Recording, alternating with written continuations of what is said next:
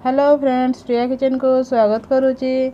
आज तैयारी करिबा हरड़ डाली बंधाकोबी तरकारी अति सहजरे आमे तैयारी करिबा।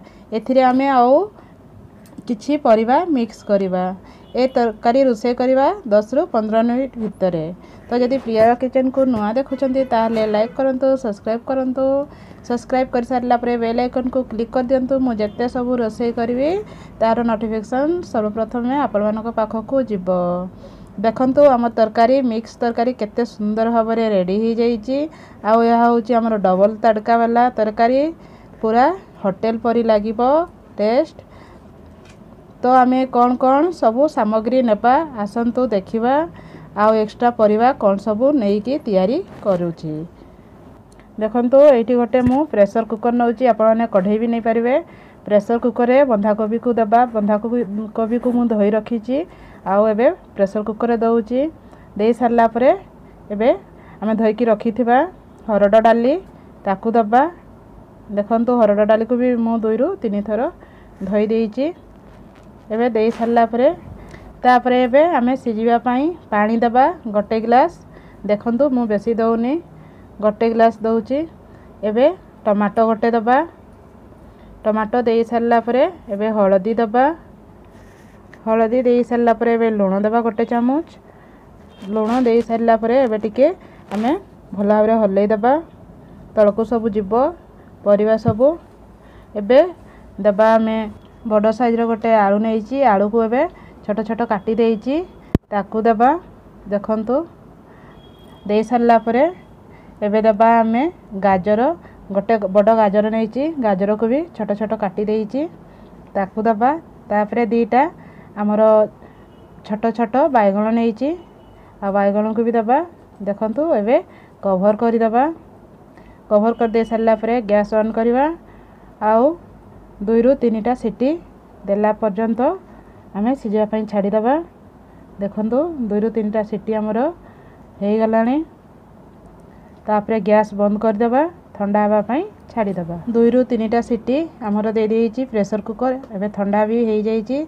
देखंतु हमर कते सुंदर भाबरे सब परिवा सिजी जाइछि। आलू, बायगण, गाजर, बंधाकोबी, हरड डाली पूरा भल भाबरे सिजी जाइछि।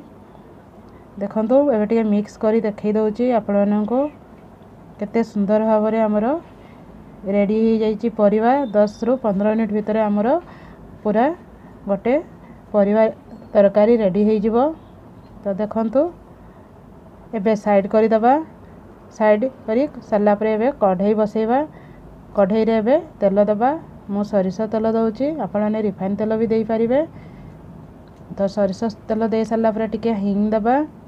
अल्प हिंग देई सारला परे पंच फुटण दबा 1 चामच दउछि।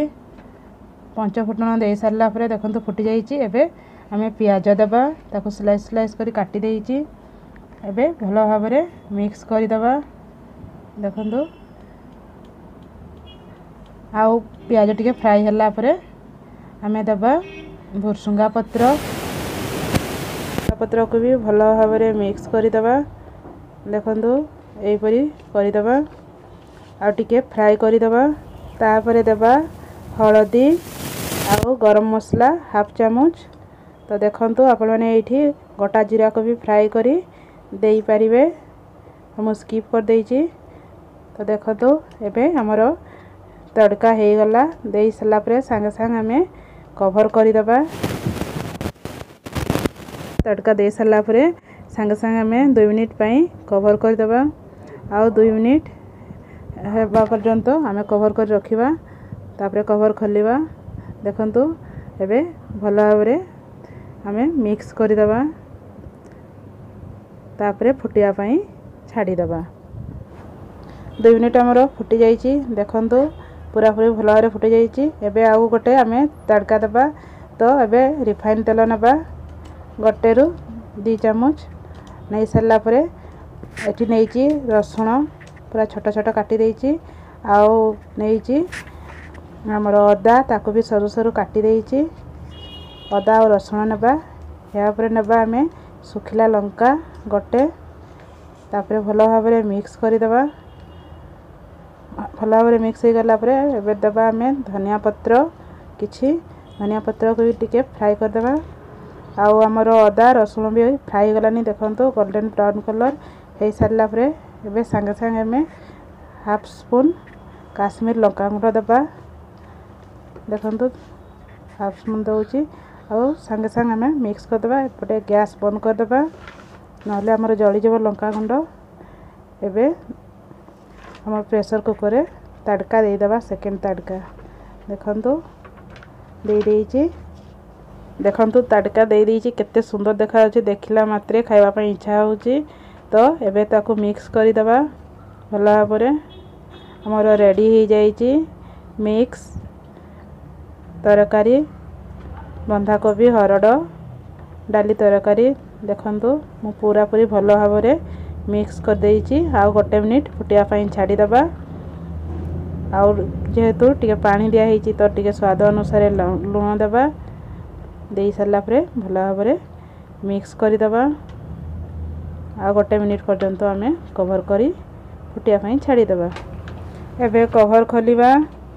ଆମର 1 ରୁ 2 ମିନିଟ୍ ହେଇଯାଇଛି। ଦେଖନ୍ତୁ କେତେ ସୁନ୍ଦର ଦେଖାଯାଉଛି।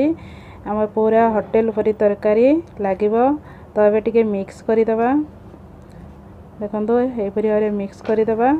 ବନ୍ଧାକୋବି ହରଡ଼ ଡାଲି ତରକାରୀ ଆମେ ଭାତ ସହିତ ଖାଇପାରିବା, ରୁଟି ପରଟା ପୁରୀ ସହିତ ଖାଇପାରିବା। ଆଉ ଯଦି ଏହାକୁ ଆପଣମାନେ ଆହୁରି ଗ୍ରେଭି ରଖିବା ପାଇଁ ଚାହାନ୍ତି ତାହେଲେ ଆଉ ଟିକେ ଫୁଟେଇ ଦେବେ। ମୁଁ ଏତିକି ହିଁ ଝୋଳ ରଖିଛି।